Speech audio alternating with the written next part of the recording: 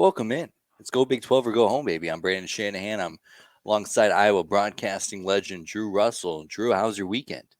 Hey, it was an excellent weekend, Brandon. Had a blast watching a little bit of football. Maybe Big 12 football wasn't necessarily fun to watch this weekend, but great weather. Got outside quite a bit, played a bunch of sports, so life was pretty good this weekend. How about you? Great. See, I was kind of going into it like, man, this league kind of stinks of college football game. Like we're getting Alabama, South Florida, that's not going to be competitive, right? Georgia, South Carolina, that's not going to be competitive, right? And then I was like, well, even Big 12, Iowa State, Ohio, that's not going to be that competitive, right? And just, I mean, what an absolutely incredible slate of football. Obviously, not the big brands that like we'll even see this coming a week with like Florida State and Clemson and all the games in that slate, but boy, it's just great football all around it. Colorado State kept me up until 2 a.m. It's always funny how like the weekends that college football on paper doesn't look that great oftentimes delivers the best content. And that's exactly what we got this weekend. It was a fascinating slate of games. We're seeing conferences kind of show out. Like SEC doesn't look great right now. They've had a very difficult non-conference slate, including, we'll talk about a little bit, a Big 12 team taking out an SEC team. Big 12 had a very difficult weekend as a whole. Pac 12 continues to churn out W's in its swan song. The ACC's flying under the radar. They've put together some really a lot of teams. I think 7 or 8 teams with 3-0 starts. So pretty interesting season. In fact, kind of almost an unnatural season so far, which has been kind of a fun change of pace. Yeah, I was kind of thinking over the weekend, and now, granted, I'm much more dialed in and engaged with college football this year with the podcast than I've ever been before. So I didn't know, like, does it always feel like this? But I'm kind of getting this feel like this isn't normal. Like we're not seeing teams like Georgia and Michigan really show off the guns here, and even teams like Alabama, who's a traditional power.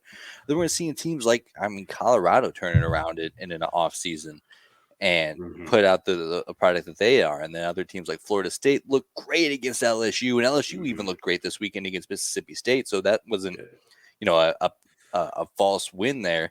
But then, they struggle against Boston College. And it's just, it seems like, and this is what I love about college football, that the parity isn't always there like it is with the NFL, where there's always like 3 or 4 teams that could win the Super Bowl. And granted, there's usually only 2 or 3 teams who really realistically can win the national championship. It feels like there is 8 teams deep that could win the national championship, and then another, 10 schools after that could absolutely make a playoff push here at the end. Because it just doesn't seem like there's that big of a gap between like the top tier and that second tier. Yeah, I fully agree with that because traditionally you feel like, especially this last decade, I would say that there's like a clear top 2, 3, 4 teams. It's usually been the powerhouses. You're looking at Alabama, Clemson, LSU, Georgia, Oklahoma's had their little run as well. West Coast teams have really struggled. And yet, everything seems to be almost kind of flipping backwards. You're seeing a Pac 12 season that has really good football teams with USC at the top of the list right now. You're seeing a Georgia team that is still extremely good and could still easily win the national championship this year. But it doesn't seem they're as dominant this season as they kind of figure out their quarterback play, their offensive play. Shoot, as you mentioned, Brandon, they were down double figures at home at halftime on Saturday to an unranked South Carolina team. So it's been an interesting season. And the Big 12 really has been in the thick of things of how just bizarre this year is. I mean, it's a conference that had 2 different teams lose to MAC schools this weekend. A team that was struggling against a school that I had never heard of in Long Island University. I mean, I don't know what to say. It's been a really weird year so far. It's been a fun year. I think the realignment stuff also has helped like create this kind of weird vibe around college football. That said, though, the fun factor's there. That's not the issue even remotely. It's been a lot of fun through 3 weeks, unless, you're fans of certain teams. Yeah, certainly. I think that the best case scenario here is it feels like in the past we've had this very select that very top tier of college football where it's Alabama, Ohio State, those top tiers, and then you don't really get to enjoy them throughout the regular season. 'Cause they're rolling teams and they're flexing their muscles left and right, and then we do get to enjoy like the rest of college football, like who's gonna win the Big 12 is always fun. Who's gonna power out some wins in the Pac-12. Who do we get to watch Pac-12 after dark with? Yeah. That that's where the enjoyment of college football has been for the last 4 or 5 years with this 14 playoff. But this year, I mean, like I said, it feels like everybody's on the same playing field. And Florida State to me has looked like the best team in the country so far. But Mm-hmm.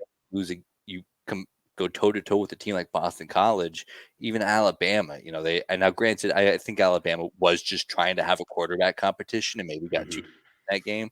Um, but man, it just feels like the best of college football is when you have more teams on a level playing field at the top.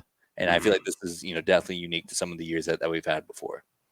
For sure. And that's what makes it so fun. And I think, like Heisman race, there's some players that have really stood out so far. And there's a lot of candidates for that field right now. You look at just coach of the year. If through 3 weeks, just based on the media hype train, how are you not going to give it to a Deion Yeah. Sanders out in Colorado, right? I mean, that's been the storyline of the college football season. And I'm telling you, every single website I've opened up, over half that content of every sports website has been devoted to future Big 12 member Colorado. And I think in a lot of ways, rightfully so. They are fascinating. They are compelling. It's tough not to find it somewhat interesting. So it's been an interesting season. Like, it's tough to put a finger on it. Kansas is 3-0, and again, continues to be a competent football program. And that's what makes it fun. And I think, the Big 12 is just part of this weirdness right now. Absolutely. And speaking of the Big 12, we'll kind of get into how that week went for the home conference here. Got to say, Drew, not great. Not in a great spot. Oh boy, was it not great. You just go through this slate of games. Kansas State was one that really surprised me, Brandon. Yeah.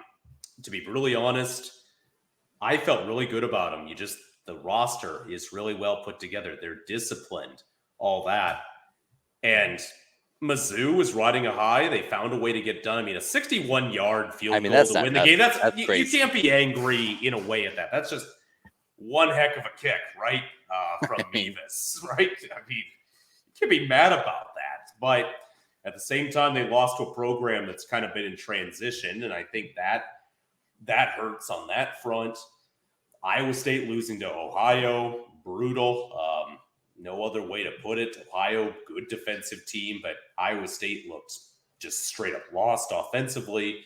Cincinnati loses to Miami of Ohio, not University of Miami of Ohio at home after they got off to what looked like a pretty good start. And then by far and away, the biggest head scratcher of the weekend, Oklahoma State losing by 26 at home to South Alabama and just listless. Bad. Offensively, just horrible. And South Alabama is a good football team. Like, I think, could do some serious damage this year. But there's no other way to put it. You should not be losing to a smaller school like that at home by 26. I don't care where you are. You could be even a team like at the cellar usually in a conference. That should not be happening, and it did this weekend for Oklahoma State. Yeah, typically when you see the teams like South Alabama or even a team like Georgia Southern last year who did it to Nebraska, you typically get like such a good overlap of like, well, you get this team who's still trying to figure it out, and this team who's figured it out, and they come up, catch you off guard, and then sneak out a win, make a field goal at the end, keep it close, keep it ugly, and then eventually end up on top. That wasn't this at all. South Alabama definitely just looked like the better team, which is insane to think about.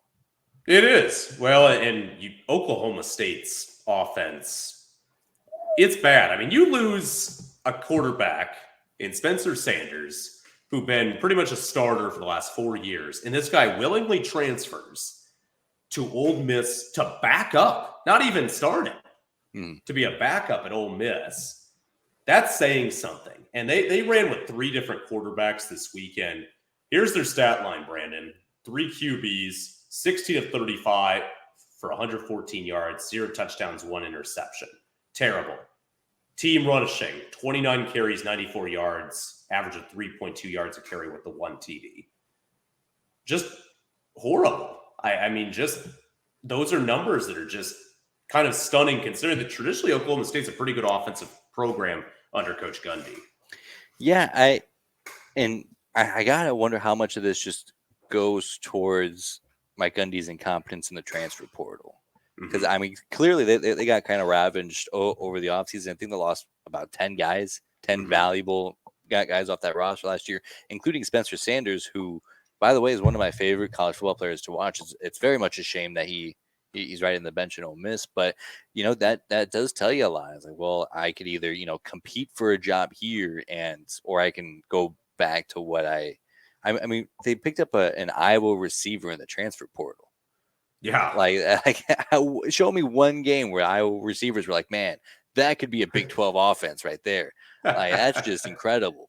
And, it just seems like he's been very reluctant to kind of adapt to college football. And we're kind of seeing a handful of these coaches who, traditionally have been very good and good recruiters out of high school. But now that you have this wrinkle that all the other Big 12 schools are using pretty well. All the other Big 12 schools are active. We've seen Oklahoma add their new quarterback to the transfer portal. We've seen Texas add their quarterback to the transfer portal. And, Oklahoma State just feels like that they're just lacking behind. And I think we're seeing that really start to come to fruition here. And, I know we're just 2 years removed from them being a half a yard away from winning a Big 12 championship, but times change very quickly in college football. And even though he's built up, a decade and some change of good grace and Stillwater, I mean, how much more leisure are you going to give them if they keep looking like this? I mean, you really got to hope that they focus on the non-conference, feast on those games, and then scrap for a few wins in the conference setting. But it doesn't look like that's going to be the case at all. No, and college football, if you're a coach, you have to adapt, and you have to adapt quickly because the trends are forever changing. And look, the transfer portal is something that's really added up the last few years. NIL being legal these last couple of years, that has changed everything as well. And look, you either adapt or you're going to be sitting on the sideline at home living off your severance paycheck from getting fired at that school. Because if you don't adapt in any era, you're done. And for Coach Gundy right now, I mean, there was an article in the offseason that I remember reading. And look, he has coached a long time. He is Oklahoma State. I mean, he played Oklahoma State. He's been their coach there for nearly 20 years. And so for him, look, he's found a lot of success. He's nearly taken teams to national championship games. He's won at a place that traditionally is not the easiest to win, has had some great players come through. But you got to adapt. And if you don't, in this world where if you don't see on the field results, even if you had success just a couple of years ago, fan bases get impatient and they are not willing to wait around. This is not 20 years ago where if you come into a program, if you're a historically good coach, they're going to give you a few seasons of leeway to say, hey, you've done a lot for our university. We're going to give you plenty of time to turn this around. No, like if you struggle for a couple seasons, fan bases are pretty impatient. And that's from, the big boy schools to even those schools that maybe have not had as much success historically. Fan bases, if they don't see a winning product, it's what have you done for me lately? And for Oklahoma State and Mike Gundy right now, it is truly gut check time, especially as they enter Big 12 play. And I think it's not just fan bases that are impatient. I think it's just the way that college football programs can evolve. Of course, the talk of the season's been Colorado and how quickly they've turned that program around through the transfer portal. But what's kind of going under the radar is how quickly some of these programs can devolve through the transfer portal.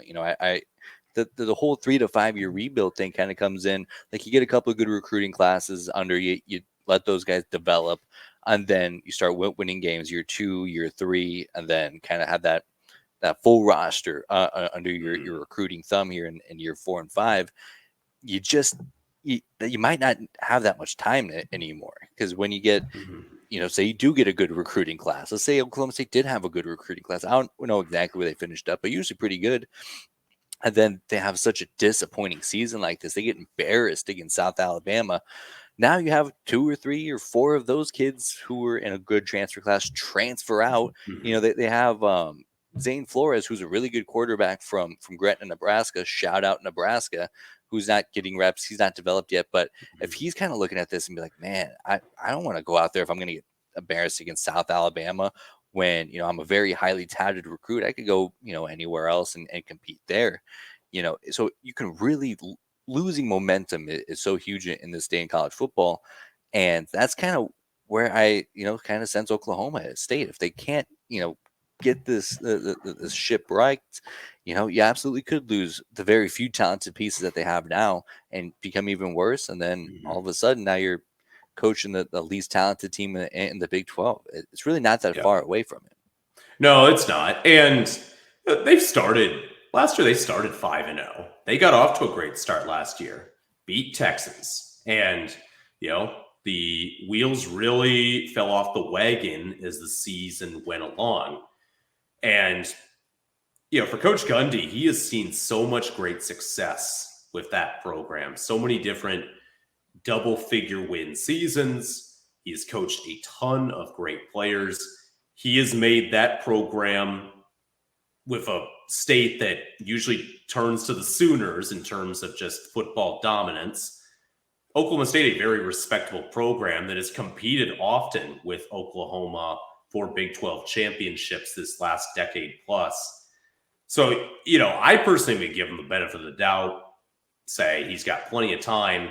But again, anytime you see after kind of a tough off season, people are kind of questioning, can you change your ways after a disappointing ending to last season, and go home after, a 2-0 start, a win over Arizona State the week before, and lay just a complete goose egg at home. Whether you like it or not, people are going to have questions, and we'll see what kind of resiliency they find. Yeah, I'd also like to mention that Arizona State game not looking like a great win either. No, Arizona State's got a few things to figure out themselves. So that's at least they took care of business there. Well, so give them credit where it's due, but they'll see if they can clean things up in the coming week up in Ames. Yeah, tough stuff for sure. But the whole thing with the Big 12 that I've defended adamantly over the last few years, because they haven't really had top end success like the SEC and the Big 10 and the ACC have had with those teams really competing for national championships. Because even when Oklahoma was regularly going to the college football playoff, they weren't very competitive outside of that Baker Mayfield Rose Bowl game. But what I've always kind of used to defend the conference is they don't have a whole lot of really bad teams. Even looking last year, Iowa State's in the standings, the worst team there. That was still a pretty talented team. I would take Iowa State versus the worst team in the other Power 5 conferences 8 days a week. But now, man, there's some real bottom dwellers in this conference. And now without, TCU's magical run last year, you have Oklahoma and Texas back at the top of the standings, who, like we all know, are going to be leaving the conference for the SEC here at the end of the year. Just bad optics for the Big 12, and a conference that I thought had a lot of promise as far as, TCU maintaining a lot of success, and Kansas State, who let us down against Missouri this week, and Texas Tech, who I thought was going to be a real Big 12 contender this year and take a big step up in year 2 of the McGuire era, lay an egg against Wyoming. And now, granted, I think that they've already proven that they're much better than that team, but those narratives get written early for conferences and their optics, and I fear that the optics for the Big 12 are dwindling pretty quickly. Yeah, exactly right. And it's all about appearances. And the appearance right now, especially with Texas and Oklahoma leaving for the SEC next year, and they are the 2 top teams currently in this conference. They've definitely dominated the most. And not that Kansas hasn't gotten off to a great start at 3-0. How about Central Florida? Really nice 3-0 start themselves. But optics are really important, and 4 different teams in the Big 12 have a losing record right now in Baylor, Texas Tech, Iowa State, and Houston. And look, they've all seen some decent competition, that some close losses at home for every one of those schools. But again, those optics are so, so important. And unfortunately, due to a difficult non-conference showing from this conference, bowl season, you can still change a certain narrative, but going into next year in 2024, you lose those 2 schools, you pick up the 4 new schools out west. There is going to be a narrative of, is this conference on par with the SEC or the Big Ten or the ACC? I'll throw them in there too. And that national narrative is going to be probably, at least initially, no. And the only way you can ever change that is by winning those non-conference games, especially against those other schools from those other big conferences. So it is kind of interesting, Brandon. It really is just how kind of it's played out for our beloved Big 12. Certainly. And the optics, to me, as a Big 12 fan, I take it a little bit personally when I see teams discredit wins against the Big 12 because they're in the Big 12. But I think that there are genuine consequences that could be coming down the road here. We'll have a couple of years with this expanded playoff where the Big 12 team de facto will get at least one team in as their conference champion with that new expanded system here after this season. But if there continues to be a gap, and by the way, I don't think there's going to be that big of a gap, especially when we add in teams like Colorado and Utah. I think that'll add in such a good infusion that, I don't know, football-wise, it'll be better than Oklahoma and Texas. I don't think it'll be quite that good. But as far as optically and, traditionally and especially eyeballs with, the Coach Prime show, I think that'll make up for it and then some. But if that gap does get too big, then it might be when they come back together, this playoff committee, and be like, all right, well, how do we want to restructure this now that we got these 4 super conferences now? Well, 3 super conferences in the ACC, unless you consider adding Stanford, Cal, and SMU as power school. I don't know about that, but in this new framework, well, maybe we get 2 automatic spots to the Big Ten and the SEC, and then we give just 1 to the 8, or maybe we give no automatic spots to the Big 12 or in general, and just to the top 12 teams, to when then all it does is come down to optics. And so I think there's some real, even last year, like TCU, they needed to beat every team on their schedule to get into the playoff last year. And even though they lost to Kansas State in the Big 12 title game, they still had that win against them that now suddenly looks pretty good, even in a conference championship loss. But man, it's just, it's disappointing to see. And now with the new 4 schools, I certainly didn't expect them to get up and running. So really hats off to UCF. They've been outstanding so far. They've taken care of business. Now, granted, they haven't gone out and scheduled the teams like Texas Tech did and like Baylor did. Well, I guess not Baylor. They scheduled Texas State and Long Island. I don't know if they get as much credit for it, but and they were competitive against Utah. Like, give them credit for sure. Yeah, that's impressive. But they've taken care of business, and at least to this point, have shown that they can compete as a Power 5 school. But it's not even them that are really disappointing me. Of course, I'd like Houston to have put up a better fight against Rice last week, or Cincinnati against Miami of Ohio. The state of Ohio owns the Big 12, unfortunately, and they haven't even played Ohio State, which is kind of silly. But I mean, it's the teams like Oklahoma State that's disappointed me. It's Texas Tech losing to Wyoming. It's Baylor losing to Texas State. It's the hateful 8 schools, Iowa State losing to Ohio. Like, these are the schools that I really hope would raise the floor of the conference when, and granted, I don't think any of those teams are as, maybe Iowa State, but I don't think, and maybe Oklahoma State. Actually, those teams are actually pretty bad. But like Texas Tech and the rest of the hateful 8, Kansas State losing to Missouri was disappointing. It doesn't feel like they're really pulling their weight as far as power conference schools. I mean, even if you don't take my word for it, look at the AP voters. Kansas State loses to Missouri, doesn't rank Missouri, and then kicks Kansas State out of their top 5 or out of their top 20 rankings. Yes, correct. And that's the tough part is that those losses add up. It hurts that image, and that's how it breaks down. And you're dead right. Like UCF's 3-0. BYU, they beat Arkansas 38-31. They're 3-0. They've gotten up to a great start. Then again, though, Cincinnati, as you mentioned, tough loss. Houston, look, they had a very difficult loss to kind of start their season that first 2 weeks. And TCU's a great team. And they were competitive the first half. TCU kind of did what they had to do, but Houston at times didn't look too good that second half. They looked a little bit lost. So, if you're going to be in a conference and you want respect, you got to learn to win. And that's oftentimes what it comes down to. And it always will. You have to win in order to gain respect. You can win with a clean image. You can win with a dirty image. But for just people in general, if you win, a lot of things are forgotten. I did hear this theory that I want to throw out to you. The Big 12 hates Texas so much that they're tanking so that their resume looks bad at the end. It's like, oh yeah, you beat a 6-6 Texas Tech team. Congratulations. You beat a 4-8 Oklahoma team. Congratulations.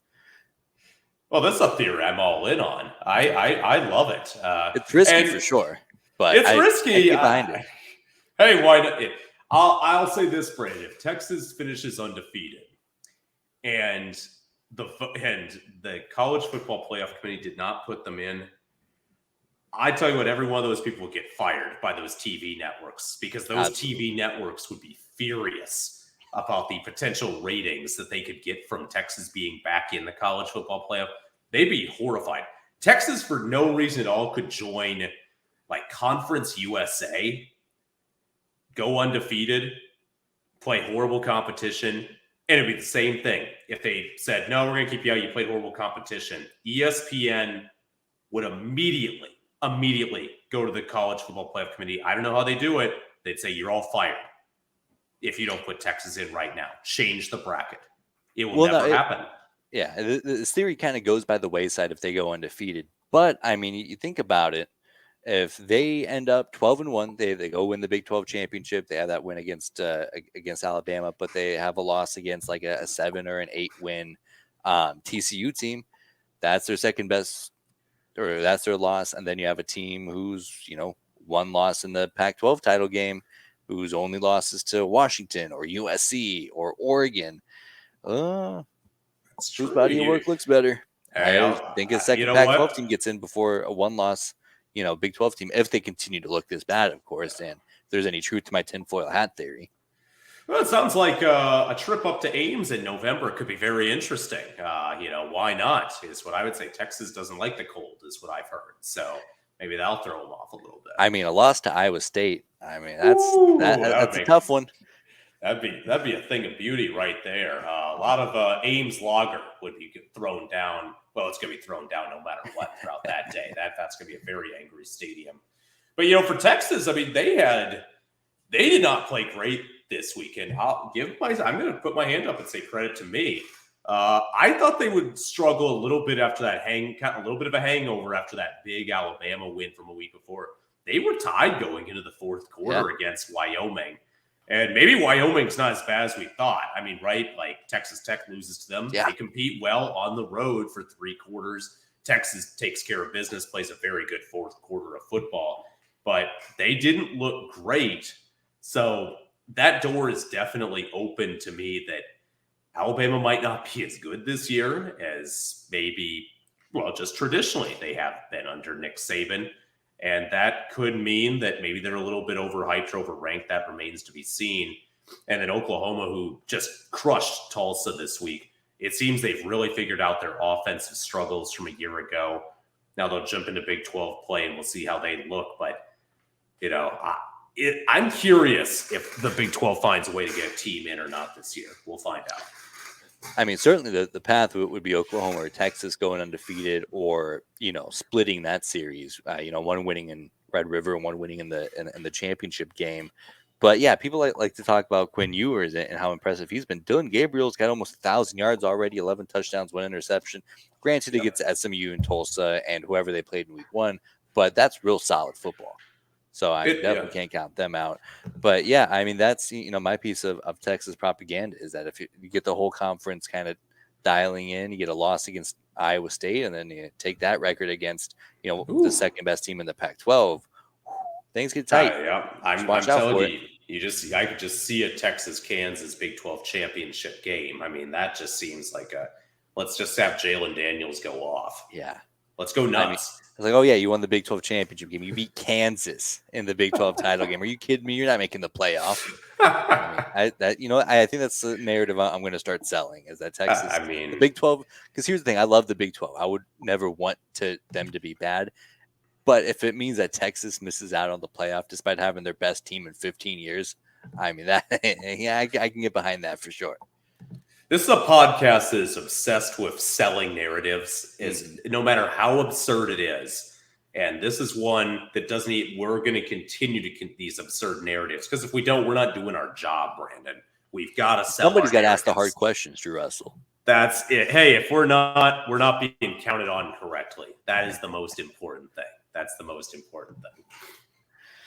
But to kind of wrap up this conversation, as far as the optics of the Big 12 go, there was a couple of bright spots here. Obviously, teams like West Virginia going out and beating Pittsburgh. That's huge. I like can't.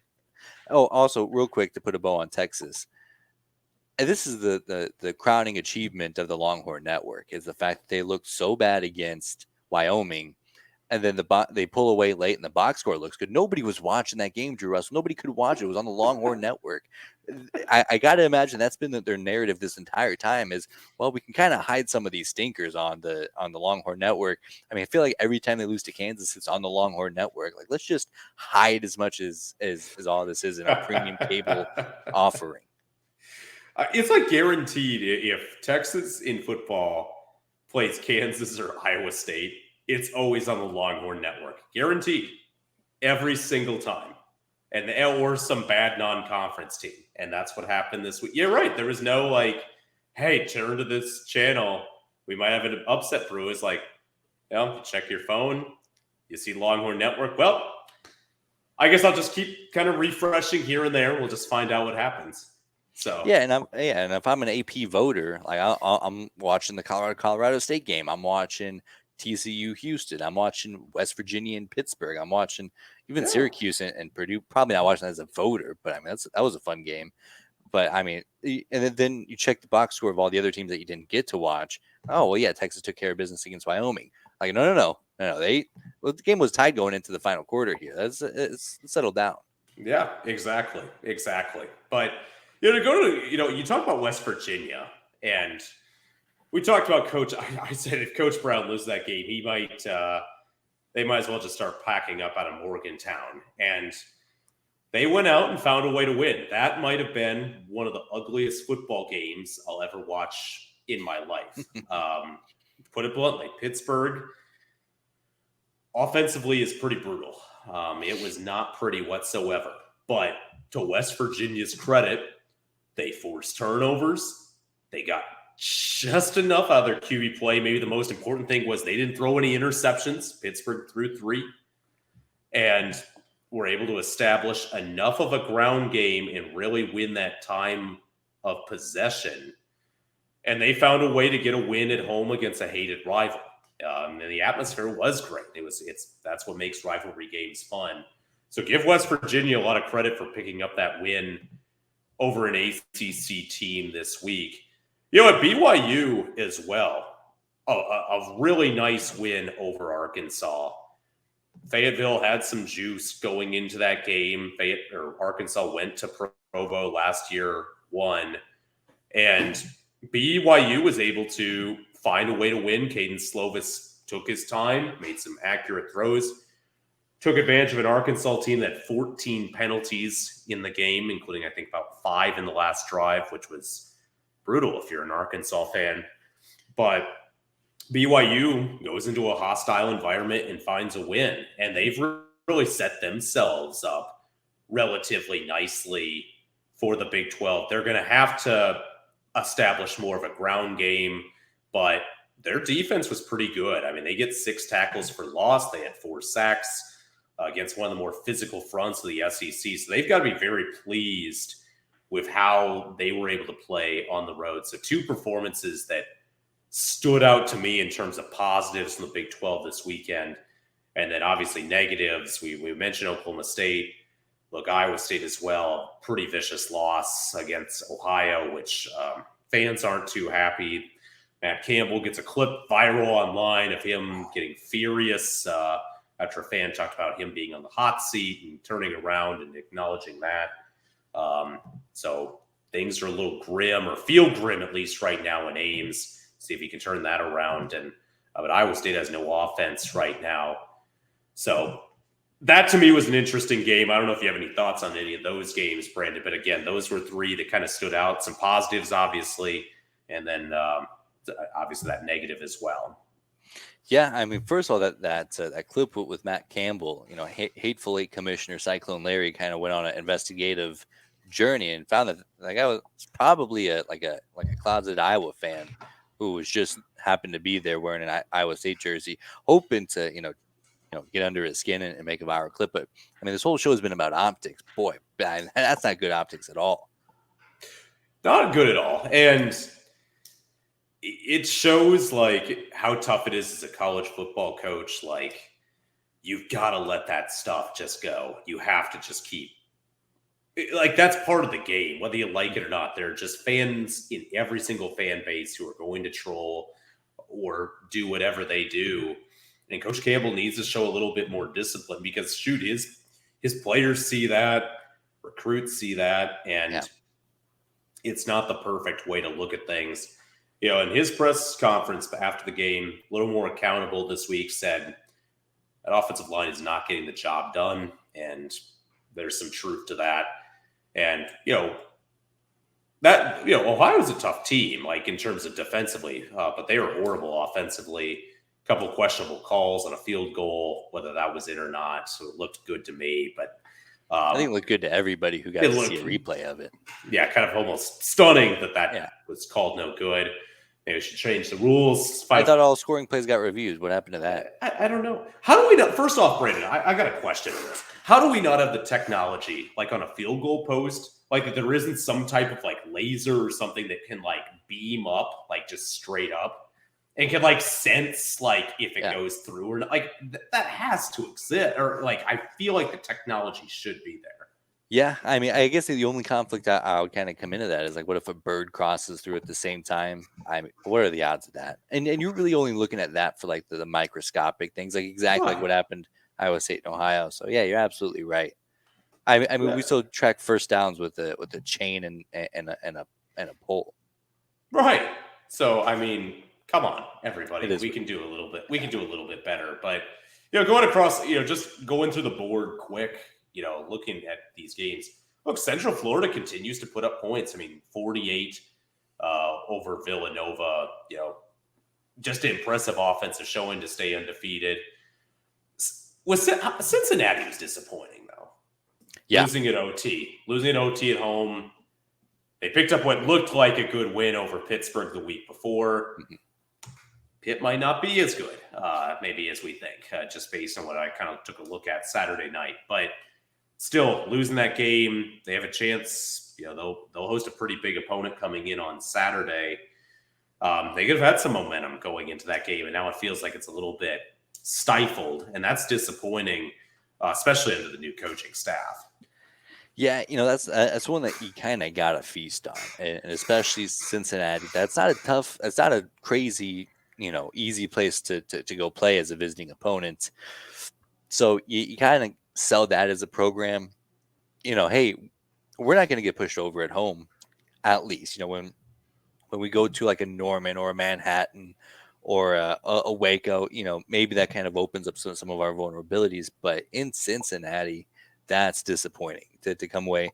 And Miami of Ohio, fine team, but yeah, you really got to get that one.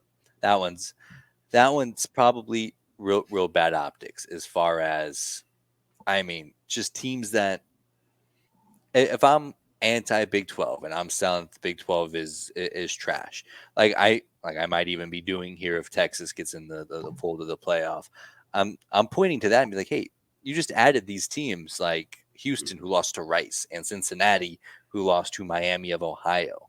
And then, yeah, you can absolutely look at Central Florida, who's beating up on Villanova.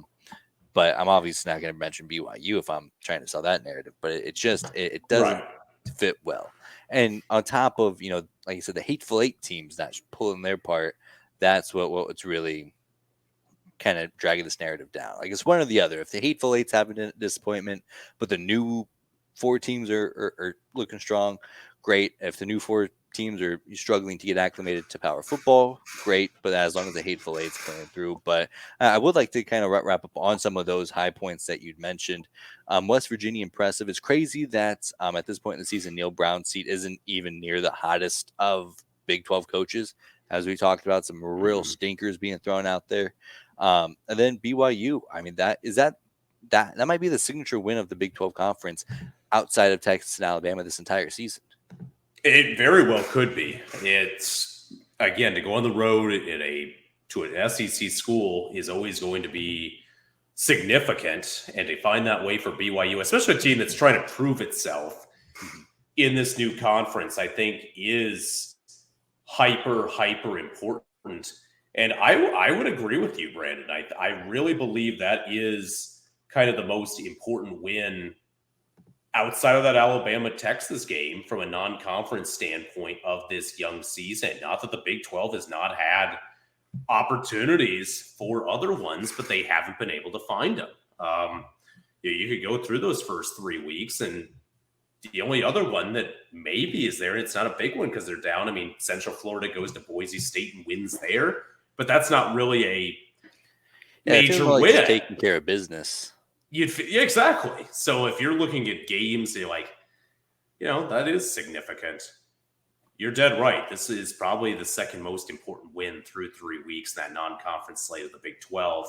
And opportunities have been there, but a lot of them have not been seized. So kudos to BYU for finding a way to get a victory in that game. Kansas used Devin Neal's 3 touchdowns to kind of starve off a Nevada team that didn't play great first couple weeks, but showed some real grit in that game. But Kansas was able to find a way to stay undefeated on their end. They're 3-0. So pretty interesting slate as we kind of close out that big time portion of non-conference and start to slide more into conference play this upcoming week. Yeah, it's if you look at it as a track race, we're a quarter of the way through the season, and the non-conference slate we've fallen behind, Drew Russell, as far as the other conferences go, as far as the optics go. Mm-hmm. But if we can, maintain the ship here, have the teams that are supposed to be good kind of rise to the top of the Big 12, then we'll start pushing pro Big 12 propaganda bowl season for sure again. So plenty of season. It's just like I said, these narratives are just hard to overwrite at this point in the season. They are, and for these Big 12 schools, conference play, we're gonna have 2 representatives in the Big 12 championship game. We'll find out how that kind of plays out throughout the season, but there's still a lot of opportunities for every single one of these schools. And it's an exciting conference slate we have coming up as well, where this is the first time in over a decade that everybody's not going to play everybody. And I'll admit, I'm saddened that style is not going to be there this year. I really enjoyed that everybody played everybody. That said, though, we've got some really interesting matchups, especially with these new schools, and we're going to get acclimated to them as this season goes along. But, if you're a coach right now, you're telling your players, even if this hasn't been a perfect start to the season, there is still a lot of opportunity out there. You've got 9 games to go for most of these schools. Go out there, seize the opportunities. What kind of bowl game can we get? What kind of upset opportunities are available to us, and how do we go and win football games? Keep our team energized, coaching energized, fan base energized. A lot of chances out there. It's an exciting time of year, especially as we get deeper and deeper into that fall calendar. It's not fall yet, but it will be later this week. Starting to feel like it. Yeah. It feels like it. At least I got a hoodie on, so I mean, at least that's something. So again, a lot of opportunity, Brandon. Absolutely. Anything else you'd like to add before we wrap up? I think for this Big 12, this week 3 was disappointing. No other way. We're not going to sugarcoat it on this show. But that said, there's still a lot of chances out there for these teams that can still put out some really good resumes as this season goes along. And the two teams that are going to have the biggest targets on their back are the two teams that will not be in the conference next year. Every single one of these teams is going to want to take out Texas and or Oklahoma, depending on their schedule, because, hey, make a statement, show some anger as they leave. And I'm curious, for those two schools, and I think they're aware, they are truly going to get, from an effort-wise, everybody's best shot. It's going to come down to, can these schools also execute to see if they can pull some wins against those two, at least premier schools through 3 weeks. You're absolutely right there, Drew Russell.